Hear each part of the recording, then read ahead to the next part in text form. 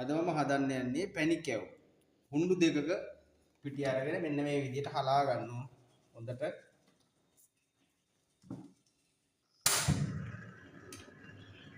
ඊළඟට අපි සීනි ටික උණු කරගන්න තියෙන්නේ. ඒ තමන්ගේ පිටි ප්‍රමාණය අනුව සීනි සකස් කරගන්න මේ රත් කරගන්න උණු කරගන්න.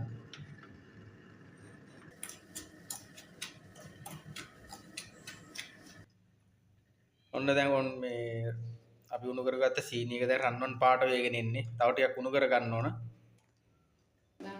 ඊළඟට මේ උණු වතුර පොඩ්ඩකුත් දාගෙන පොඩ්ඩ හැඳි ගාගෙන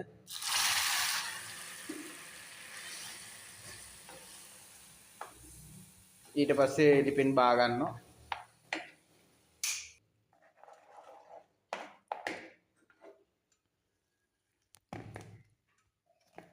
ඊළඟට අපි මේක ටිකක් නිවෙන්න තියා ගන්න ඕන.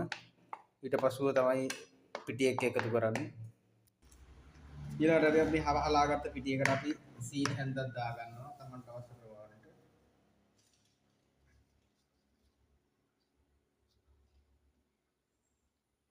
ඊළඟට අපි පාන් පිටි හැන්දකුත් කලවම් කර ගන්නවා. ඊළඟට ලුණු අවශ්‍ය ප්‍රමාණයට ලුණු සුවල්පයක්.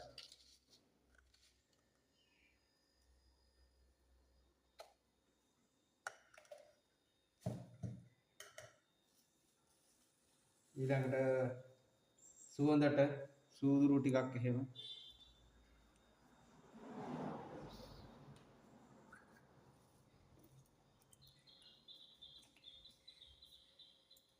එනසා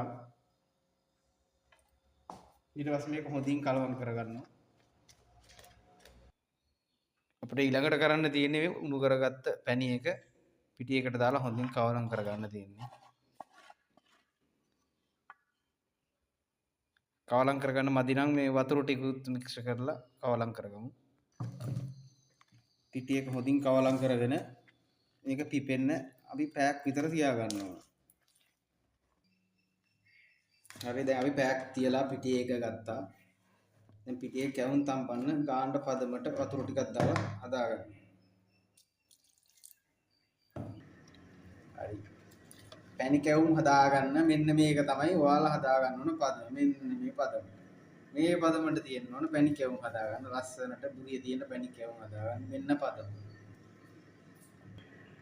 අපි දැන් තෙල් ටික රත් කරගන්න ඕන. හොඳට තෙල් නටන ගානට නටන.